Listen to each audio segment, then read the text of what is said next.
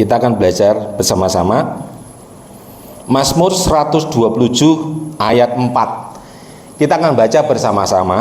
1, 2, 3. Seperti anak-anak panah di tangan pahlawan, demikianlah anak-anak pada masa muda. Terjemahan sebagai berikut: anak-anak yang dilahirkan oleh seorang pemuda adalah seperti anak panah di tangan seorang prajurit. Anak lelaki yang diperoleh di masa muda seperti anak panah di tangan kasatria. Bapak Ibu kasih Tuhan, ini adalah Mazmur, ada nyanyian ziarah yang ditulis oleh Raja Salomo pada abad ke-10 sebelum Masehi. Tapi kalau kita bicara tentang Mazmur, itu biasanya kita berpikir yang nulis adalah Daud. Tapi dalam konteks ini, Mazmur 127 ini, kalau kita lihat di ayat 1, itu berbunyi tentang nyanyian ziarah. Nyanyian ziarah ini Bapak Ibu, itu dinyanyikan pada waktu bangsa Israel itu datang dari utara ke selatan. Dari Galilea dia berjalan menuju rumah Allah, bait Allah di Yerusalem 1 tahun 3 kali dalam waktu hari raya orang-orang Yahudi, seperti Paskah, Pondok Daud. Jadi mereka menyanyikan nyanyian Mazmur ziarah, termasuk yang disebut dengan Mazmur di 127:4 ini. Ini adalah Mazmur tentang keluarga, anak panah di tangan pahlawan.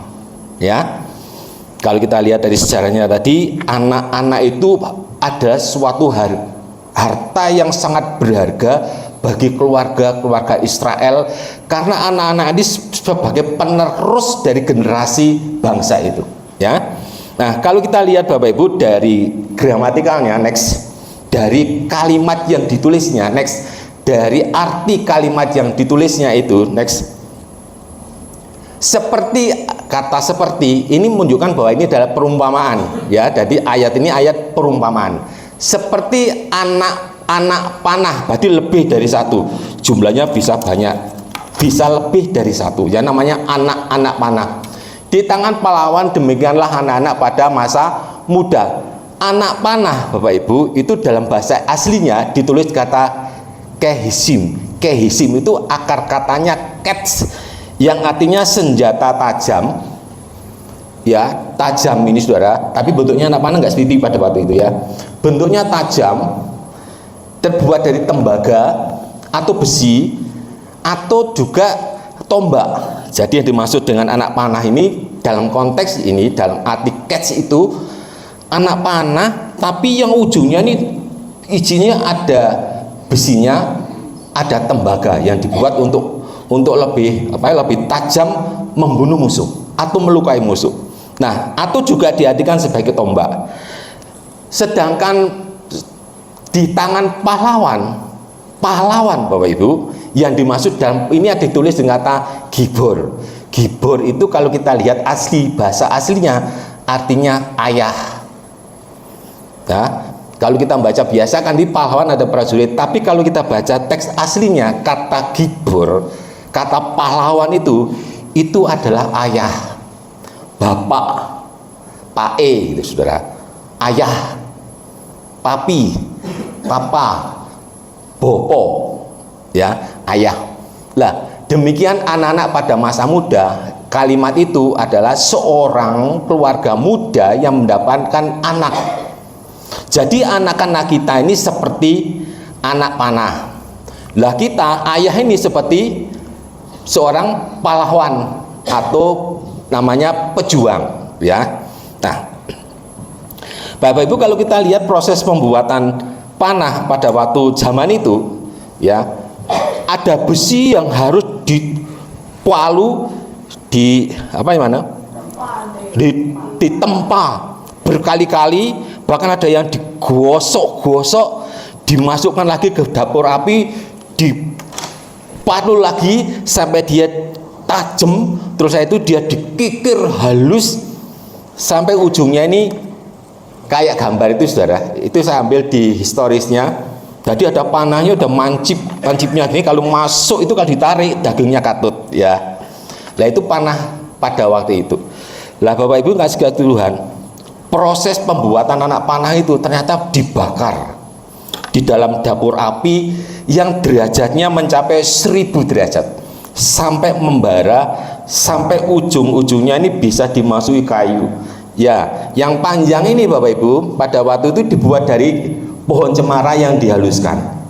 Ya, konteks pada waktu itu pembuatan senjata merupakan suatu proses yang mempertajam anak panah ini supaya dia kalau dilemparkan atau ditembakkan ini saudara, ini bisa melukai atau membunuh apa yang menjadi sasarannya. Bahkan tiang ini kalau kita lihat ini bisa menancap ke kayu. Biasanya ini ada tali. Nah, pada waktu ini nancap ke kayu, ada talinya, dan ini ada sungai yang besar, maka orang itu akan menarik dirinya untuk menyeberang supaya tidak katut, maka dia sampai sini. Jadi anak panah ini pada waktu itu bisa melukai, bisa membunuh, juga bisa menolong. Nah, kalau kita lihat dari asal katanya Bapak Ibu, maka anak-anak panah ini merupakan gambaran daripada anak-anak kita. Amsal 13 ayat 24 terjemahan TSI. Amsal 13 ayat 24. Orang tua yang tak pernah menghajar anaknya berarti tidak mengasihi dia.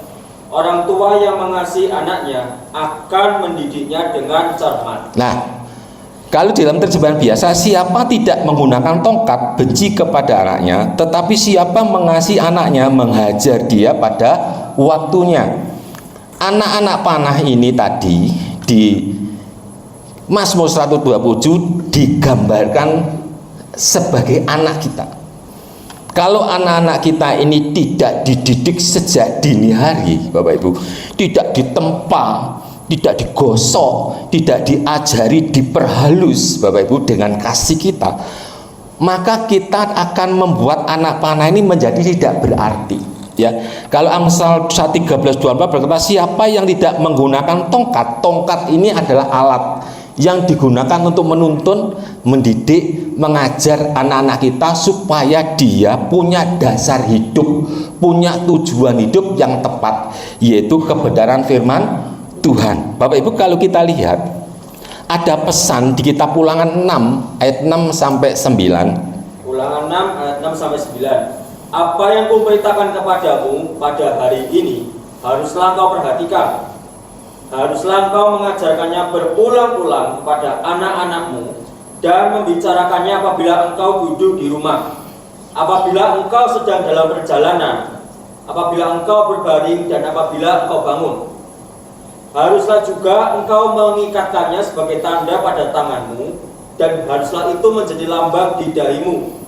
Dan haruslah engkau menuliskannya pada tiang pintu rumahmu dan pada pintu gerbangmu. Nah, Bapak Ibu, kalau tadi anak panah yang dibuat pada zamannya Salomo, Raja Salomo, atau Raja Daud, atau zaman Romawi, panah itu harus dibakar, ujung-ujungnya harus ditempa sampai mencapai ketajaman. Maka kalau ini merupakan perumpamaan, merupakan simbol, maka anak-anak kita, anak saudara, saat dini hari sejak di dalam kandungan, maka mereka harus ditanamkan, diajarkan tentang kebenaran firman Tuhan. Ulangan 6 ayat 6 sampai 9 terjemahan sederhana Indonesia. Tanamkanlah di hatimu perintah-perintah Tuhan yang saya sampaikan hari ini. Ajarkanlah perintah-perintah ini berulang kali kepada anak-anakmu setiap waktu, baik pada waktu berada di rumah maupun dalam perjalanan, baik waktu beristirahat maupun waktu bekerja. Tuliskanlah perintah-perintah ini pada tiang pintu rumahmu, pintu gerbang kotamu, bahkan ikatkanlah tulisan perintah-perintah ini pada tanganmu dan dahimu, agar kalian selalu ingat dan melakukannya. Ya, Bapak Ibu kasih Tuhan, untuk mendidik anak-anak itu memang tidak semudah yang kita bayangkan Bapak Ibu. Tapi kalau firman Tuhan mengajari bahwa anak itu seperti anak panah, maka sejak dini hari saudara dan saya harus menanamkan benih firman itu kepada anu setiap hari, setiap waktu, pada waktu keluar, pada waktu masuk. Artinya setiap waktu di mana engkau bertemu anakmu, kau harus bercerita tentang firman. Bahkan ditaruh di mana? Tanda di dahi. Tanda lagi di mana? Tanda di dahi, tanda di tangan ini Bapak Ibu. Ini kita jumpai lagi di mana itu? Di kitab apa itu? Tanda di dahi, tanda di tangan. Kitab Wahyu. Itu kitab Wahyu setan tuh ngambil di mana Bapak Ibu? Di sini. Di kitab Ulangan ini, ya. Firman Tuhan itu harusnya ada di dahimu, di dahi anak-anak. Artinya firman Tuhan itu menjadi pola pikirnya anak kita. Ada di dahi, di tanda di tangan, bahwa firman Tuhan itu menjadi cara kita, anak-anak kita bekerja pakai firman Tuhan. Oleh karena itu, Bapak Ibu yang punya anak-anak, ya, yang punya anak-anak atau punya cucu, Bapak Ibu, jangan lupa bahwa mereka adalah anak-anak panah di tangan kita. Anak-anak yang kita didik sedemikian rupa ini seperti anak panah di tangan pahlawan. Artinya anak-anak itu berada di tangan ayah yang benar, yang menjadi sasaran tembak. Anak panah ini mau kita suruh kemana, mau kita tunjuk kemana, anak panah ini mau kita bidikkan kemana, ke masa depannya mereka ada di mana. Itu ayah sangat berperan. Lah dalam konteks sekarang Bapak Ibu, yang disebut ayah itu Bapak Ibu, itu bukan bapak dirian, bukan laki-laki sendirian. Karena seorang laki-laki kalau sudah jadi keluarga dengan istri itu menjadi satu. Jadi pendidikan anak itu tanggung jawab bersama. Jangan enak itu karepe bapak, lek enak karepe ibu. Jangan sama juga sama. Jangan kalau wae berkat teko wae bapake, lek berkate gak teko wae ibuke, saudara, ya. Lah bagaimana Bapak Ibu? Kalau misalnya saudara dan saya tidak pernah mengajari anak saudara, tidak pernah membuat anak saudara menjadi tempat sasaran, maka anak-anak itu seperti anak panah yang tercecer, nggak ada tujuannya. Dia cuma dilempar-lempar saja, karena kita nggak mendidiknya ke tempat tujuannya. Anak-anak seperti kita biarkan, ya, kita tinggalkan mereka. Anak-anak yang tercecer ini biarkan saja dulu. Saya mengajak saudara melompat satu ayat, Efesus 6 ayat 16. 6 ayat 16. Dalam segala keadaan pergunakanlah perisai iman, sebab dengan perisai itu kamu akan dapat memadamkan semua panah api dari si jahat. Saudara, aneh nggak ayat ini? Dalam segala keadaan pergunakanlah perisai iman, sebab dengan perisai itu kamu dapat memadamkan semua panah api dari si jahat. Loh, setan itu bentuknya roh, masa punya senjata? Kan aneh ya saudara. Coba kalau dibaca dan terjemahan TSI lebih jelas lagi. Efesus 6 ayat 16 terjemahan sederhana Indonesia. Selain itu, teruslah yakin dan percaya kepada Tuhan Yesus, karena keyakinan itu seperti perisai yang melindungi kamu dari semua anak panah berapi yang ditembakkan iblis kepada kita. Loh, saudara, kalau kita lihat aneh ya, karena iblis itu kan roh, saudara. Tapi dia punya anak panah, tapi bentuknya anak panah itu seperti api. Padahal anak panah itu kan fisik, Bapak Ibu. Tapi dari mana dia punya alat itu? Apakah iblis itu punya alat tembak? Apa dia punya gudang? Ya, kalau kita lihat dari mana dapatnya dia. Coba satu lagi, 1 Petrus 5:8. 1 Petrus 5 ayat 8. Sadarlah dan berjaga-jagalah, lawanmu si iblis berjalan keliling sama seperti singa yang mengaum-ngaum dan mencari orang yang dapat ditelannya. Nah, ternyata iblis itu berkeliling terus mencari, siapa dicari? Oh, orang. Dan cari adalah karena dia bentuknya kan roh Bapak Ibu, nggak punya tubuh, tidak mudah sarana. Tapi dia oleh karena dia keliling nyarinya orang. Betul nggak nyari orang? 1 Petrus 5:8. Sadarlah dan berjaga-jagalah, lawanmu si iblis berjalan keliling sama seperti singa yang mengaum-ngaum dan mencari orang yang dapat ditelannya. TSI, coba TSI. 1 Petrus 5:8 terjemahan sederhana Indonesia. Berjaga-jagalah dan hendaklah kalian selalu menguasai diri, Karena iblis musuh kita seperti singa yang mengaum-ngaum sambil berjalan ke sana kemari mencari orang yang bisa dilahapnya. Nah, iblis itu berjalan, saudara. Ternyata ke sana kemari. Dia mencari siapa, saudara? Oh, orang. Loh, kok ada orang kececeran? Diambil nggak kira-kira? Diambil. Kececeran diambil, saudara. Lah, diambil ini. Anak-anak yang kececeran ini diambil. Setelah diambil, setelah dipegang oleh iblis, ujungnya ini berapi. Siapa yang dibidik? Pertama kali dibidik. Siapa, Pak Ibu? Orang tuanya. Yang dibidik pertama kali adalah orang tuanya. Ngeri nggak? Dia keliling mencari anak panah yang tidak punya tujuan, yang sekedar. Orang tua membiarkan anak-anaknya nang gereja pora, kuwi ngerti firman pora, tidak pernah mengajari. Maka dia seperti anak-anak yang dilepas kececeran, jatuh ke sana. Orang tua tidak mau tahu. Wis nang gereja, wis minggu teko nang gereja, wis. Tapi anak-anak ini tidak pernah dibekali, tidak pernah diajari, tidak pernah diberitahukan berulang-ulang tentang firman Tuhan saat dia keluar, saat dia masuk, saat duduk bersama saudara. Sekarang ini Bapak Ibu, orang tua ini kalau sudah bertemuan di meja makan, apa yang dibahas? Anak teko tempat dodoan, ayo le, makan dindi. Oh di kono Pak, ono makan enak, ayo berangkat. Nah setelah datang ke rumah makan, lagi apa semuanya? Pegang HP. Apakah Bapak I menceritakan bagaimana kamu pengalamanmu tadi di perjalanan? Apa Tuhan menyertai kamu? Pernah nggak saudara gitu?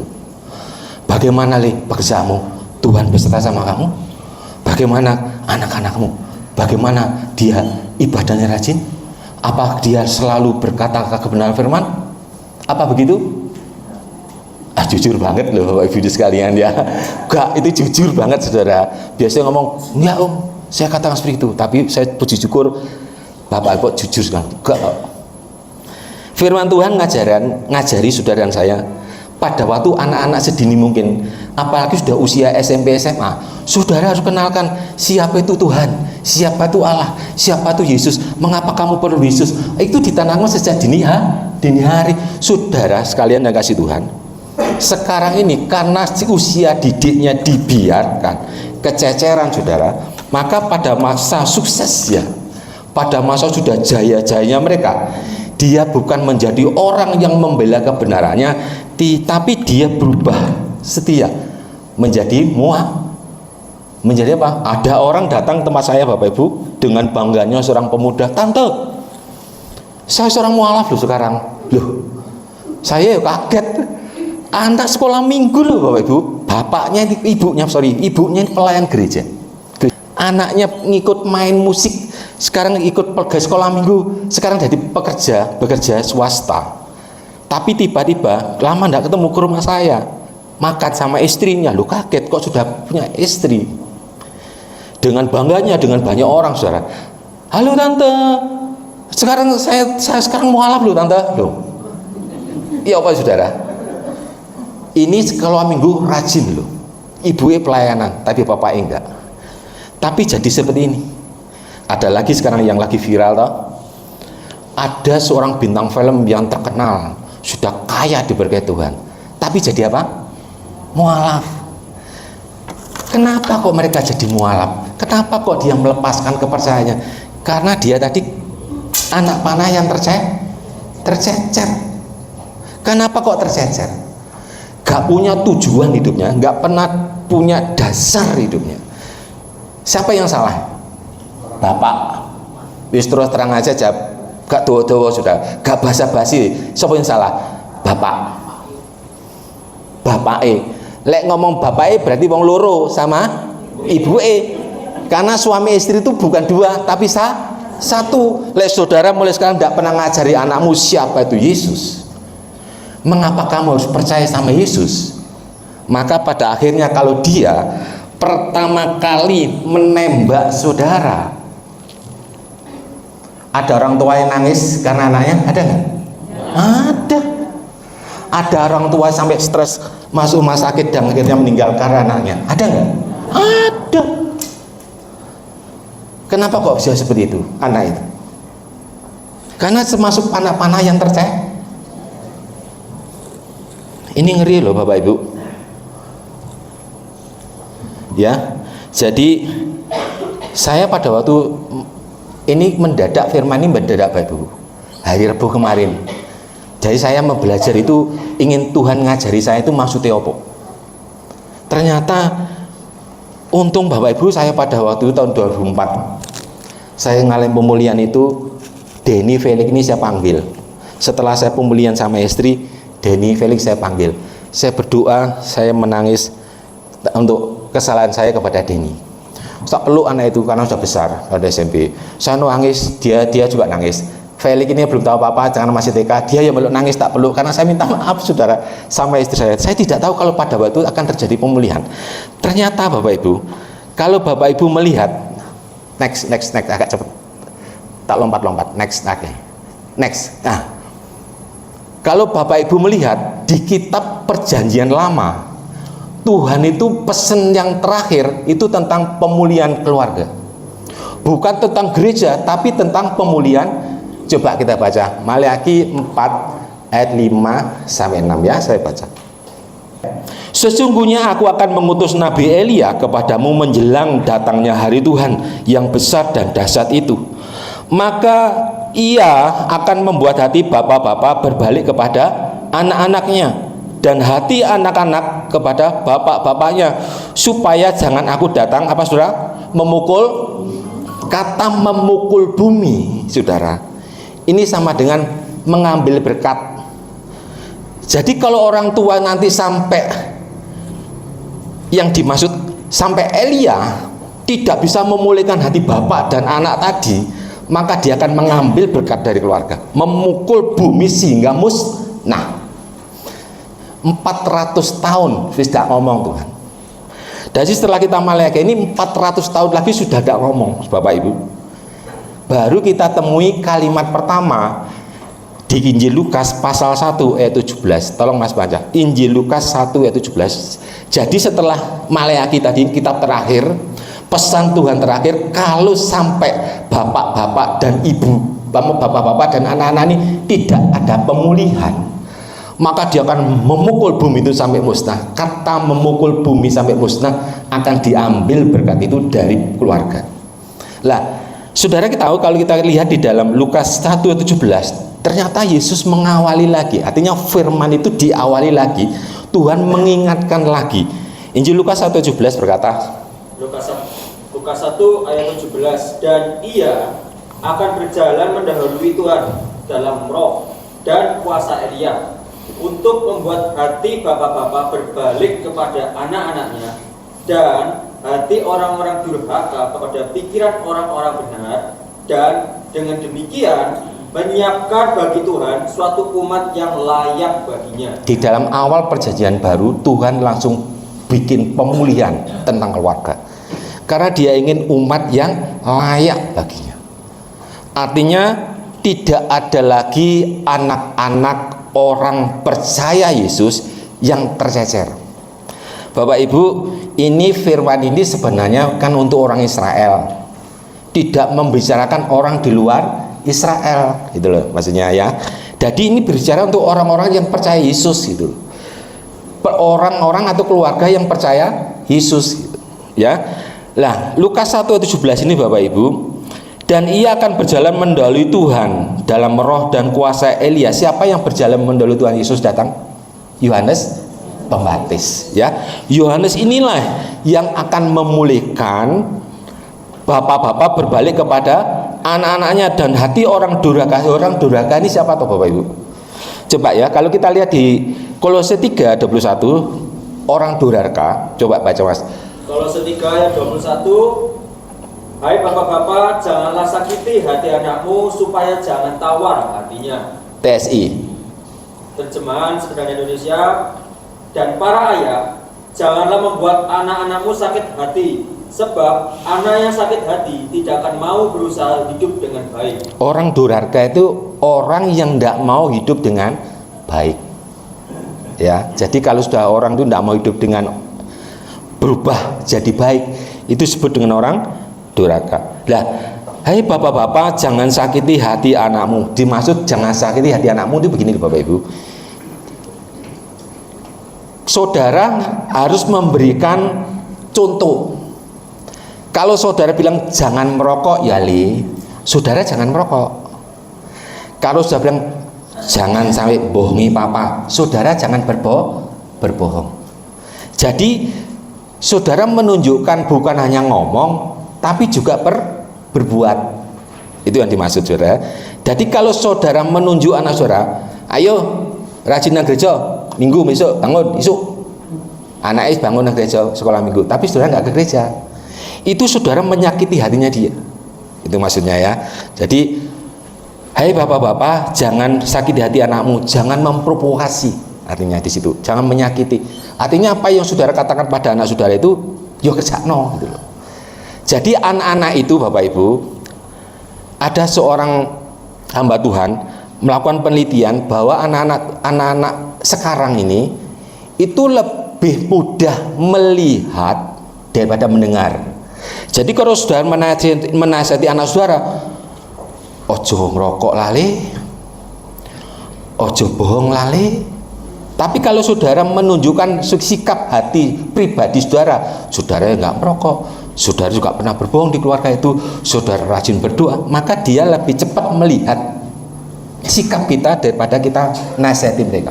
Nah, pendapat ini Bapak Ibu disampaikan oleh seorang psikiater dari Amerika, dan ternyata hampir semua benar Bapak Ibu.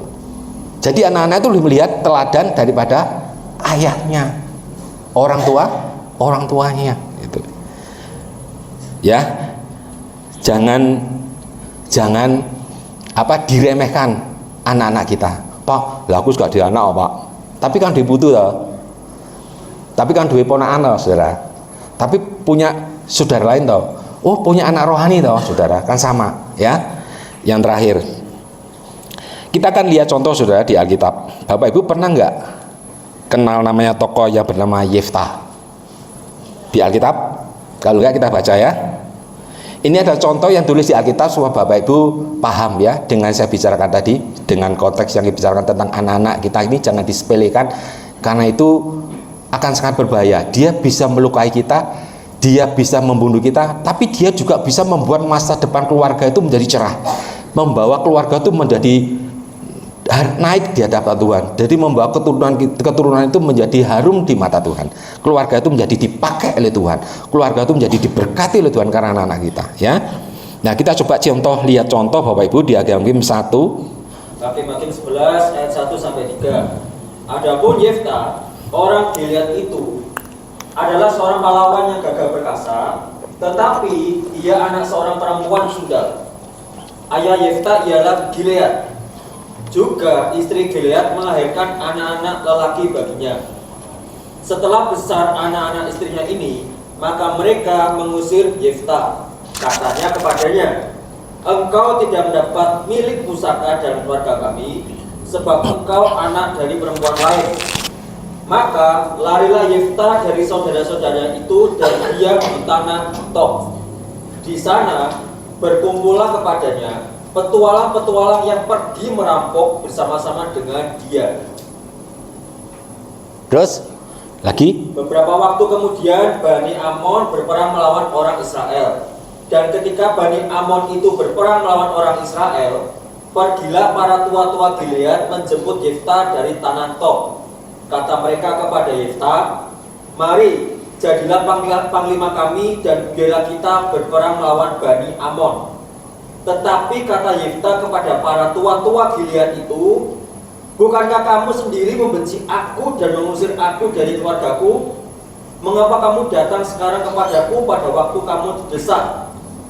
Kemudian berkatalah para tua-tua Gilead kepada Yeftah, memang kami datang kembali sekarang kepadamu, ikutilah kami dan berperanglah melawan Bani Amon. maka engkau akan menjadi kepala atas kami 9. seluruh penduduk Gilead. Kata Yefta kepada para tua-tua Gilead, jadi jika kamu membawa aku kembali untuk berperang melawan Bani Amon dan Tuhan menyerahkan mereka kepadaku, maka akulah yang akan menjadi kepala atas kamu. 10. Lalu kata para tua-tua Gilead kepada Yefta, demi Tuhan yang mendengarkannya sebagai saksi antara kita, kami akan berbuat seperti katamu itu. Stop. Jadi Bapak Ibu, ada seorang kaya Gilead, saudara, tapi dia mempunyai mempelancurkan diri. Jadi mempunyai anak yang lahir dari seorang sundal, dari seorang pelancur. Anak itu kemudian besar dibawa pulang, tapi pelancurnya otomatis tinggal sama ayahnya, tahu Bapak Ibu, pelancurnya keluar. Jadi anak ini bawa pulang, tapi di rumah itu bapak itu juga punya anak-anak dari istri yang sah. Jadi anak yang lahir dari persundalan, dari pelancuran ini dibawa pulang, tinggal bersama anak-anak yang lain. Lah, dalam perkembangannya Bapak Ibu, anak-anak yang lain selalu meneror dia karena dia nggak punya hak waris. Karena di isi adatnya bahwa anak-anak yang lahir di luar pernikahan memang tidak punya hak waris. Dia langsung diancam setiap hari, dikatai setiap hari. Maka dalam waktu yang sangat singkat, Yefta yang sudah besarnya remaja itu, dia karena saudara-saudara yang lain mau membunuh dia lari, saudara. Dia larinya, saudara, dia keluar sampai pada kumpulan para berandalan atau perampok. Jadi dia tidak punya tujuan lagi hidupnya, yang penting aku bisa hidup. Jadi dia keluar karena keluarganya menolak dia. Bahkan dia minta perlindungan dari tua-tua Israel. Dia tidak diakui karena dia anak dari pelancur. Setelah besar, dia hidup pada gerombolan itu, saudara. Asalnya dia bukan seorang perampok, bukan pembunuh, tapi karena dia kumpul dengan para perampok, dengan pembunuh, maka Yefta ini makin lama karena terlatih, dia menjadi seorang pembunuh yang lebih ganas daripada pembunuh pada waktu itu. Jadi pada waktu dia kumpul dengan para perampok itu, dia bisa merampok sekalian membunuh, padahal dia tadi bukan pembunuh. Nah, suatu saat Bapak Ibu, Israel ini mau diserang oleh bangsa Amon yang sangat besar prajuritnya. Otomatis karena tidak ada pemimpinnya, orang-orang Israel, tua-tua Israel bingung untuk menghadapi melawan bangsa ini. Maka dia ingat di sana ada Yefta yang hebat, menjadi kepala perampok yang bisa menaklukkan seluruh perampok. Maka dia mendatangi Yefta. Tua-tua Israel ini mendatangi Yefta. Dia mengakui Yefta, dia minta maaf sama Yefta, dia menganggap Yefta itu keluarga Israel, walaupun dia pernah diusir dari Israel. Bapak Ibu, kalau kita lihat cerita ini Bapak Ibu, sudah lihat di ayat 11 Mat. Coba lihat ayat 11. Maka Yefta ikut dengan para tua-tua Gilead, lalu bangsa itu mengangkat dia menjadi kepala dan panglima mereka. Tetapi Yefta membawa seluruh perkaranya itu ke hadapan Tuhan. Sebelum Yefta ini ditemui oleh tua-tua Israel, sebelum Yefta ditemui oleh tokoh-tokoh Israel, Yefta adalah perampok yang biasa membunuh, merampok tanpa ampun. Itu Yefta. Yefta tidak takut akan Tuhan. Tetapi pada waktu tua-tua Israel tahu bahwa bangsa ini akan diserang dan kita akan kalah, dia datang kepada Yefta. Dia mengadakan pemulihan dengan Yefta. Ya, setelah Yefta menerima pemulihan dari tua-tua Israel dan Yefta menerima tua-tua Israel sebagai bapaknya, akhirnya Yefta ngikuti mereka. Artinya Yefta kembali pada keluarga Israel.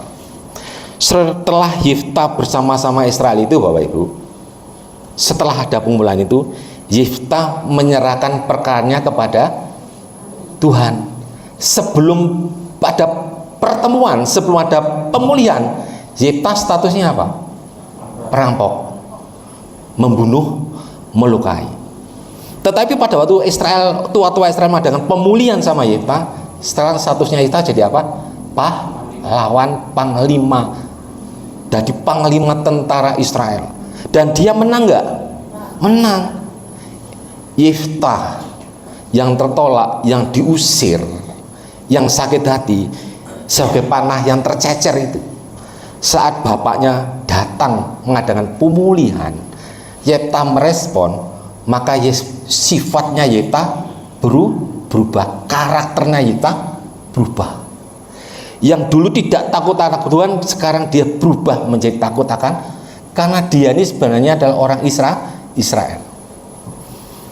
Demikian juga dengan orang tua-tua Israel, saudara. Kalau seandainya dia tidak adakan pemulihan mendatangi Yeftah, Israel kalah dengan Bani Amon. Karena apa? Tentaranya Bani Amon sangat kuat dan besar mengepung Israel. Ini adalah contoh, Bapak Ibu.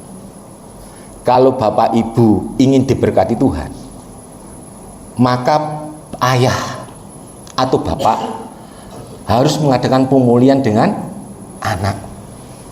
Kalau anak-anak ingin diberkati masa depanmu, diberkati hidupmu, maka anak-anak ini harus mengadakan pemulihan dengan bapak. Saudara lihat perubahannya Yeftah gratis, sudah dekat sama Tuhan, jadi pemimpin Israel. Makanya disebut dengan Yeftah sebagai pahlawan, Bapak Ibu. Saya percaya tidak ada keluarga yang tidak ingin diberkati Tuhan. Saya yakin dan percaya semua keluarga saudara ingin diberkati Tuhan lebih lagi. Supaya apa? Saudara bisa menjadi berkat bagi yang lainnya. Dan Tuhan mulai menutup perjanjian lama dengan pemulihan keluarga dan membuka kitab perjanjian baru dengan pemulihan keluarga. Pemulihan keluarga ini merupakan dasar dari umat yang berkenan kepada Tuhan. Injil Lukas tadi, Bapak Ibu, dikatakan bahwa dan ia akan berjalan mendahului Tuhan dan roh dan kuasa Elia untuk membuat hati bapak-bapak berbalik kepada anak-anaknya dan hati anak-anak durhaka kepada pikiran-pikiran orang-orang benar, dan dengan demikian menyiapkan bagi Tuhan suatu umat yang layak baginya. Jadi umat yang layak bagi Tuhan adalah saat keluarga, semua keluarga mengalami pemulihan. Jadi kalau saudara, saya mau sedikit bersaksi pada saudara, beberapa menit saja. Ada seorang pemuda, Bapak Ibu, dia bersekolah di Kota Malang, ya, usianya SMA kelas 2 pada waktu itu. Jadi dia tinggalnya tidak di Malang, tapi dia bersekolah di Malang, di SMA Dempo kalau nggak salah, di Malang itu. Tapi orang tuanya sederhana, dia cuma mengirimi biaya karena orang tuanya nggak begitu kaya, Bapak Ibu, karena dia baru merintis perusahaannya. Dia mengirimi beberapa ratus ribu untuk sebulan, tapi SPP sudah dibayar sama mereka. Lah, dalam suatu saat belum 1 bulan, Bapak Ibu, anak ini ternyata kehabisan uang tinggal 10.000, dan itu jatuhnya pada hari Minggu pagi, belum makan, dan lihat di dompetnya ada uang 10.000. Ya, dia cerita ini sudah lama sama istri saya kan yang dapat cerita itu. Tapi dia harus berbagi dengan saya. Ya, pada waktu dia punya 10.000 dan itu Minggu dia bangun pagi harus ke gereja. Dan ini sebenarnya untuk makan hari itu. Tapi dia pada waktu itu karena orang tuanya mengajari, kamu setiap minggu harus ibadah, dan orang tuanya rajin ibadah dan rajin memberikan persembahan kolekte, Bapak. Uang 10.000 dia perang dalam hatinya. Kalau tak masukkan kolekte, nanti aku tidak makan. Kalau nggak tak masuk kolekte, aku dulu diajari harus memberikan persembahan. Dia tidak naik Grab, tidak naik angkot, Bapak Ibu. Dia bilang, tapi dia dibawa sepeda pit, ya, sepeda pancal, saudara.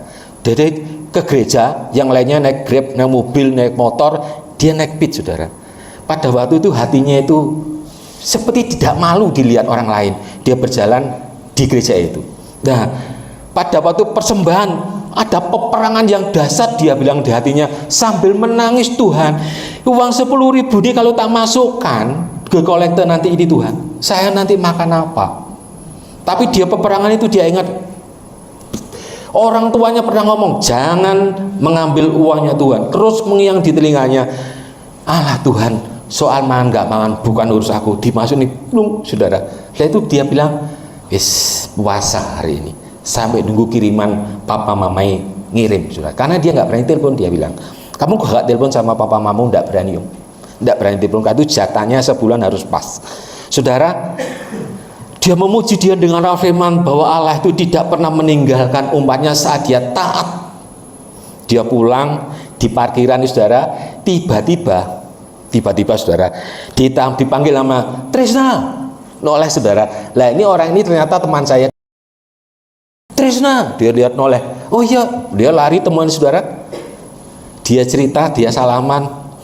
Tiba-tiba ibu ini ngasih uang dia 100.000, saudara. Dia di perjalanan ini dia nangis, padahal dia kesaksian dengan saya ngikut nangis, saudara. Betapa iman dia yang ditanamkan orang tuanya dilakukan jadi mujizat.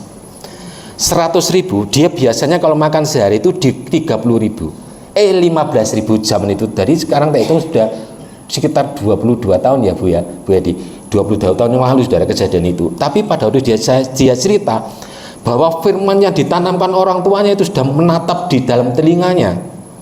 Dipraktekkan saya, saudara. Dari 10.000 yang dia korbankan, dia menganggap bahwa Tuhan tidak nolong. Pada waktu dia pulang, Tuhan menggerakkan orang kasih 100.000. Dia berjalan sambil cerita, saya diceritani nangis, saudara.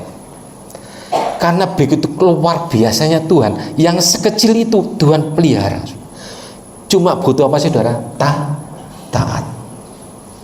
Setelah besar anak ini saya lihat, saat kita ketemu, ternyata dia ada di Cirebon sama istrinya, sudah keluarga. Kita lihat dia dapat pekerjaan yang baik. Ketaatan dia ternyata yang diajarkan orang tua sejak kecil itu, saudara, mengubah hidupnya. Saya tanya, rajin ibadah? Oh iya Pak, jangan tidak ibadah Pak, sebab itu menjadi tuntunan saya sejak kecil. Ayah saya selalu mengajarkan untuk ibadah, untuk takut sama Tuhan. Saya selalu tanya, sudah ke gereja, sudah baca firman, itu setiap hari Pak. Jadi kebiasaan. Anaknya yang kecil sekarang ini diajari dia sama persis pada waktu dia diajari bapaknya. Saya undang musik. Bapak Ibu, apa yang saudara berikan pada anak-anak saudara, dia akan menjadi anak yang punya tujuan di dalam hidupnya, punya dasar yang kuat di dalam hidupnya. Sehingga kalau yang lainnya berhasil meninggalkan Tuhan, karena apa? Ingin cari yang lebih enak lagi, sudah berhasil, sudah diberkati Tuhan, dia anak Tuhan, sudah berhasil, saudara. Tapi dia masih kurang puas, saudara. Tidak ada kepuasan lagi di luar Tuhan. Anak-anak kita, saudara, firman Tuhan katakan seperti anak panah di tangan pahlawan. Saudara dan saya ini adalah ayah, orang tua yang bertanggung jawab kepada anak. Jangan dibiarkan anak-anak itu, Pak, ini bukan anakku kok Pak. Anak angkat, ingat Yeftah. Apakah dia lahir dari Israel, darah Israel? Murni. Dia anak pesundal, anak pelancur. Tapi saat tua-tua itu mendatangi mereka, merawat mereka, Yeftah yang bukan anaknya menjadi pahlawan bagi Israel. Berapa banyak saudara punya keluarga, anak-anakmu adalah masa depan, ya. Tekankan, ajari anak-anak saudara mulai sekarang, Bapak Ibu, kenalkan siapa Yesus, kenalkan siapa Allah itu, kenalkan sejak dini mengapa Yesus harus disalib, mengapa Allah harus jadi manusia. Kalau dia tidak punya dasar ini, Bapak Ibu, pergaulan sekarang, media sosial sekarang bisa mengubah segalanya. Yang percaya katakan amin. Yang siap untuk mengadakan pemulihan katakan amin. Yang saudara ingin diberkati katakan amin. Yang saudara mau anak-anak mudamu menjadi orang yang sukses katakan amin.